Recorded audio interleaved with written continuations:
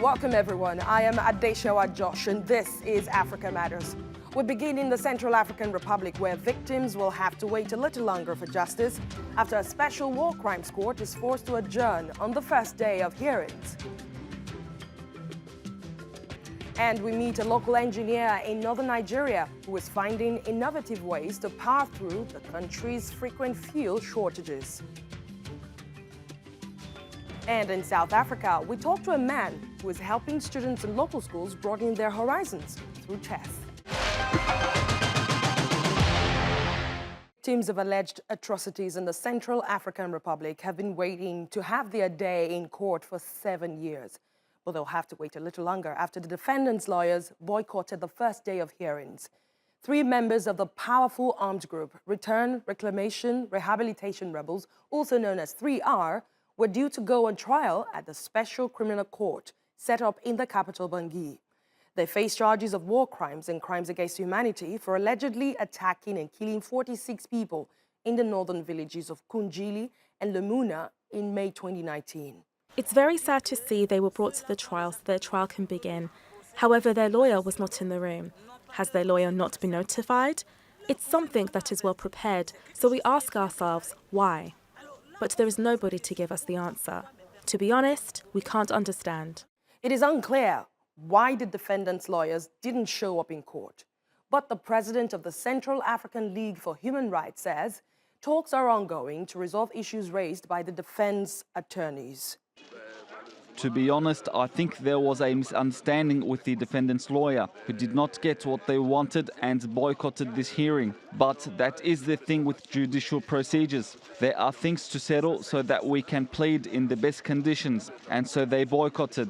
What we have done is suspended the hearing, negotiate with the defendant's lawyer to find out why they are not here, so that they will show up for the next hearing and it will be a fair trial. The Special Criminal Court is seen as a milestone from the Central African Republic, where conflict between government forces and rebels has been ongoing since 2013, when Seleka rebels seized power in CAR. The conflict has forced more than 1 million people to flee, but few people behind the violence have been prosecuted. And that's why the court was established in 2015 to investigate and prosecute war crimes committed in the country dating back to 2003. The hybrid court is a joint partnership between the United Nations and the CAR government. Now let's take a closer look at the court and the challenges it faces. The Special Criminal Court's first trial involves members of the 3R rebels. The armed group is accused of killing civilians and committing mass looting. The group was initially formed to protect the minority Pule population from attacks by Christian anti-Balaka militias. The court consists of both national and international judges, prosecutors and administrators.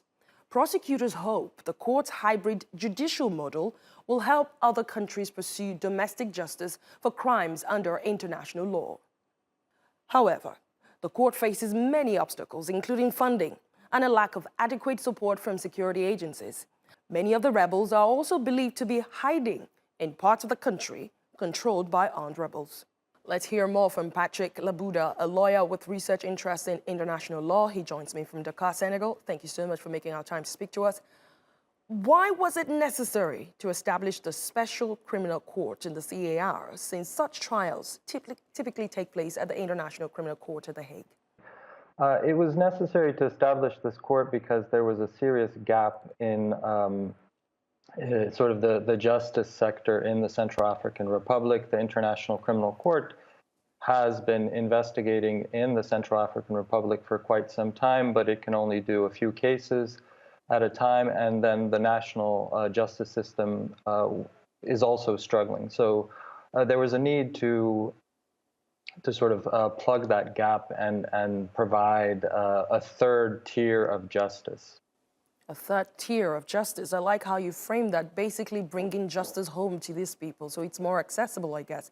But what should justice look like for survivors and victims' relatives? And how feasible is that justice? Well, so I think that's a very difficult question to answer, and we will have to wait to see how this process unfolds. there's probably an academic answer to your question, but I do think this is really a work in progress, and we'll simply have to wait and see we'll have to wait and see how the Central Africans take ownership of this entire process. You mentioned in the first segment that this is the first trial, the first among many, we hope, and we shall see, of course, how things evolve. I mean, it's very difficult to anticipate how victims will react to court proceedings, to statements in court made by the defendants. I really think this is a work in progress. It's something that we look forward to, but at this point, it's very difficult to anticipate the result. Right. You did say something about an academic answer to my question. What would that look like? Just give us a little bit of that. The academic, I guess, answer to your question would be that providing criminal justice in situations like this helps societies to move forward, to deal with the past. That criminal justice is one among many elements, alongside truth-seeking and reparations, for example, that helps societies to deal with past injustices, with past crimes. But of course, the balance between the different components of the justice process is what varies from country to country. So the Central African Republic will have to decide for itself how much criminal justice it wants to do relative to other types of justice. I suppose one of the reasons why a court mirroring the mandate of the ICC is being domesticated in the CAR is to make prosecution easier and faster. But rights groups say that most of the suspects accused of these crimes are yet to be arrested, which is also one of the difficulties that the ICC faces. Can the court overcome these hurdles? It remains to be seen. It has been a serious obstacle thus far. We know that the court has struggled to enforce certain arrest warrants. The International Criminal Court has also struggled. So in that sense, I agree that the situation of the Special Criminal Court is not that different from the situation of the International Criminal Court. Both will struggle to fulfill their mandates. That being said, the Special Criminal Court, being based in country, offers certain advantages. It is closer to the local population, to the people. People will have, I think, more opportunities to engage with this court. It will not be seen, the judicial proceedings will not be seen as something happening very far away in The Hague, but actually in country. For those based in Bangui, the capital, they can actually go to the courtroom and observe the trial, not just watch the proceedings on TV. So it definitely offers certain advantages compared to the International Criminal Court. Thank you so much, Patryk Labuda, a lawyer with research interests in international law. Thank you for speaking to Africa Matters. We have more stories coming up for you here on Africa Matters, including... I am Adeswa Egbon in Maiduguri, Nigeria, and I'll introduce you to an innovator and entrepreneur. As Nigeria faces continual power outages and fuel shortages, he started a company that makes electric cars. It's called the Game of Kings, but in Khayelitsha, one of the poorest communities in Cape Town, South Africa, the clash of the titans is taking place between some of the tiniest little chess contenders. Nigeria is one of Africa's top crude oil producers, but it regularly faces fuel shortages. It's going through a terrible one right now that's led to long lines at petrol stations and power cuts. The country doesn't have enough refineries to process its own oil, so it depends on fuel imports. And if something goes wrong with those supplies, it causes major problems for residents. Adeswa Egbon went to the northern city of Maiduguri to meet one engineer who may have a solution. Lawan Mohammed has been a bus driver for more than 10 years in Maiduguri in northeastern Nigeria. But as the cost of fuel has gone up, his profits have dropped. He needs to fend for himself and his family, so he found a way to fix the problem. He now drives more affordable buses produced by local engineer Mustafa Gajibo. These electric cars have helped us solve so many problems, especially when it comes to buying fuel. Now we drive for about 120 kilometers every day on one full charge, and the charging doesn't last more than 35 minutes. Due to its low cost, we also ask passengers to pay less compared to other buses. Most passengers prefer to use our cars because it's cheap. Electric cars like these offer a cleaner alternative to vehicles run on petrol. They reduce carbon emissions and provide cheaper transportation, making Gajibo's project a much-needed innovation. Gajibo's workshop can convert vehicles that use petrol into electric cars, but it can also make its own eco-friendly cars from scratch. We came up with first design of mass transit systems, like the buses, tricycles, and other small vehicles which are mainly used in our streets. Gajibo has got encouragement from the government. Jelani Aliyu is the head of the council that promotes local car production.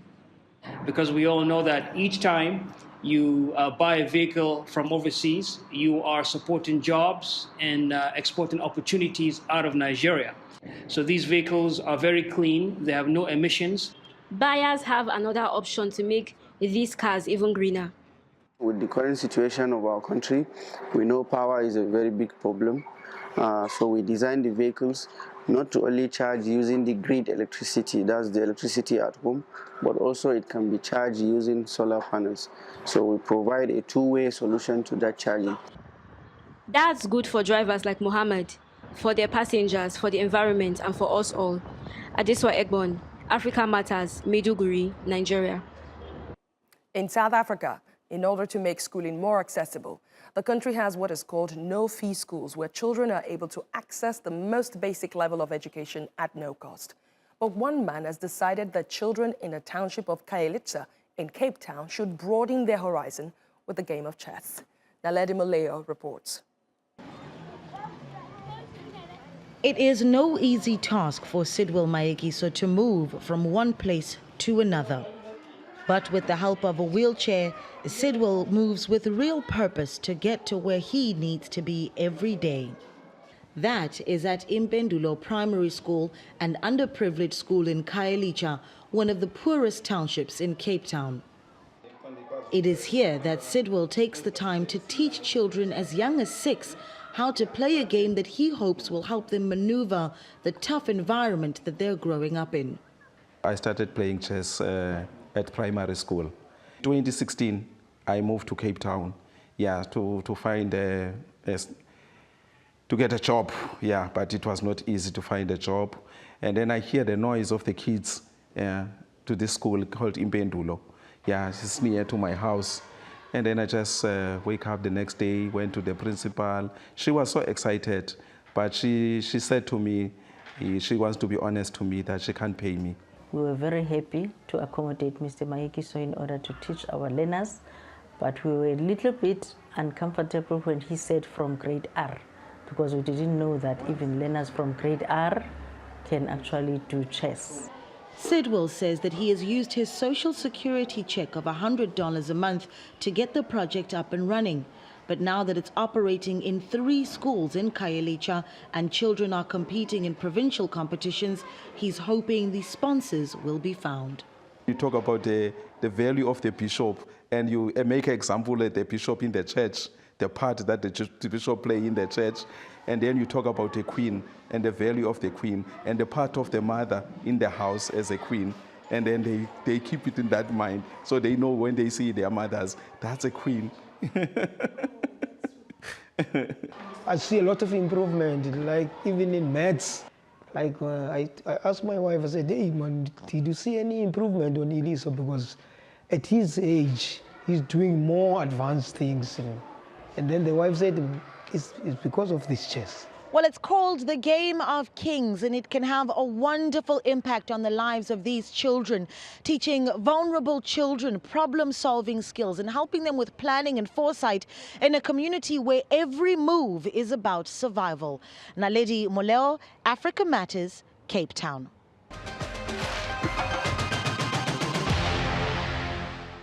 You're watching Africa Matters, and here is a roundup of other stories making news across the continent. Search teams in South Africa are still trying to recover bodies from the debris, more than a week after devastating floods hit the eastern province of KwaZulu-Natal. The government has declared a national emergency, and the military has begun deploying to the area. 10,000 troops have been earmarked for relief and reconstruction operations in the disaster zone. It says the advanced team includes doctors, electricians, and specialist workers. At least 440 people have been killed in the city of Durban and its surrounding area, with dozens of people still missing. Italy is hunting for new gas deals in Africa as it seeks to replace Russian supplies in the wake of the conflict in Ukraine. Italy's foreign minister and the Minister of Energy Transition signed a deal with Angola to boost natural gas supplies from the southern African country. They will head to the Republic of Congo next, where more deals are expected. Italy's state-controlled energy company, ENI, also announced a deal with Algeria and Egypt to ramp up supplies of gas in recent weeks.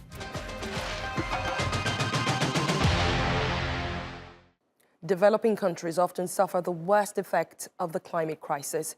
But now a Dutch firm is working with South African farmers to take charge of their environment and help reduce global emissions, all while generating a profit.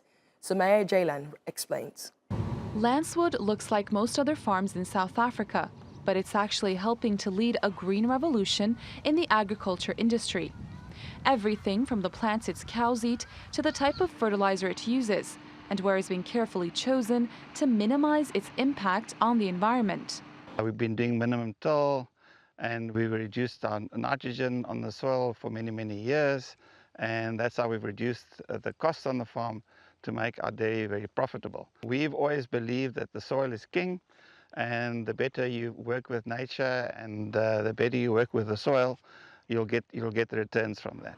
Lancewood is one of the 40 farms taking part in the Agri-Carbon Project, the country's first internationally certified carbon offset program launched by the Climate Neutral Group. These farms are given carbon credits for their sustainable practices. They can then sell these credits to companies looking to compensate for their own emissions footprint and generate more revenue for themselves. The reason why these credits are of really high demand is because of the fact that globally there is a process towards becoming net zero within the corporate environment, meaning that corporates around the world are trying to determine pathways where they can manage their emissions, both from their own activities but also from within their supply chain, so that they can be essentially remove the problem that their individual companies are posing with regards to contributing towards greenhouse gas emissions. South Africa has one of the world's highest greenhouse gas emissions and carbon-intensive economies in the world. The National Treasury wants to double the domestic carbon trading market to 20 million credits a year. This is increasingly important as attributes of carbon credits with integrity and high quality. I believe there will be opportunities for African countries to profile their emission reduction units with the sustainable development impacts of carbon credits going forward. More pilot programs are planned in sub-Saharan Africa, targeting smallholder corp and livestock farms. If they succeed, it could offer a new model for the entire farming business and help save the planet from a looming crisis. Sumaya Jaylan, Africa Matters. As the digital world expands, so do the opportunities to earn money from home. One startup company in Kenya is providing cheap and reliable internet connections, giving people the chance to make a living from their computers. Laurie Timmers has more. As the city bustles outside, Daniel Nzomo gets to work in the comfort of his own home. His job includes geotagging and reviewing computer codes used for driverless cars and crop disease detection, an unusual occupation in Nairobi's pipeline district. In order to be able to teach artificial intelligence how to distinguish between people and roadside objects or differentiate a smudge of dirt to disease in fruit, Nzomo needs a fast and reliable internet connection. The geotagging really requires high internet speed for you to be accurate. You know, the key thing with Summer Source, with Remote Task, with Cloud Factory, they really require accurate, because this is data that will translate to something else bigger, and you cannot afford something that is not accurate. Nzomo's internet connection is being provided by the startup POA Internet Company. If you don't have internet, well, unfortunately, you cannot work from home. And also the internet should be reliable in the sense that it can able to manage their work and all that. And I really appreciate POA Internet, and I believe it has really helped me. POA's self-made software and cheap Wi-Fi parts provide connection to cell towers they have installed around the neighborhoods they service. Their distribution system lets them cut costs, allowing them to charge about half of what other internet providers are charging. The problem with not having internet access is people end up on the wrong side of this thing called the digital divide, and by not being able to get online, they get separated from trade opportunities, education, social inclusion, and the hope with POA is that we can get people across the digital divide to utilize all these services. POA Internet has already provided 12,000 homes in low-income communities with internet connection. It also serves internet cafes in Nairobi. And now, community centers can also be connected to the web. Getting services like internet was not there without POA. And that is, we've really gained a lot from them, and mostly helping in connecting those particular people in those areas who could not even think of having internet. POA has high hopes on expanding outside of Kenya and has recently raised $28 million in funds to do just that. The 5-year-old company is expected to turn a profit within a year, as its ambitions of closing the digital divide continue to grow. Laurie Timmers, Africa Matters. Celebrating the holy month of Ramadan this year is more difficult for Muslims in Senegal as residents face rising food prices. Shoaib Hassan reports. Astu Mandiang is preparing dinner to break the Ramadan fast. But the price of basic necessities such as onions, oil, rice and sugar keep rising. And this year she can't afford to include meat. When we buy produce at the market and we get our change back, it feels like a mistake. But the seller says prices have gone up. So we just pray to God. There's nothing else we can do. Aid agencies say food prices have climbed by nearly 30% over the last 5 years in West Africa. And Senegal imports more stable foods like rice and meat. The livestock that comes from Mali, with the crisis there and ECOWAS sanctions, it clearly explains the rise in the price of meat at market level, because the livestock no longer crosses the borders. The local association, Ndimbal Jaboot, which means family help, has stepped in to fill some of the need. Before Ramadan, a number of families contacted me. Some of them were crying when they called me, and it's very difficult. The price of rice has gone up, same for sugar and oil, so it's very difficult. In Senegal, there is goodwill, but not much. The president of the association says they can only assist 80 families this Ramadan, down from 90 last year. It is very hard. Can you imagine? We have no oil, we have no rice, we struggle to find food. And by the grace of God, we received this today. We did not expect it. We went to the market without being able to buy oil. If we were cooking dinner tonight, it would have been without oil. The shortage is real. But we thank the Lord. As you can see, I live in this room with all my family. This is all I have. And for many in Senegal, gathering for meals during the holy month is both a celebration and a struggle. Shoaib Hassan, Africa Matters. And this week on Africa Matters, we explore the port city of Garoua, which is one of the venues of the 33rd Africa Cup of Nations in Cameroon played earlier this year. Have a look.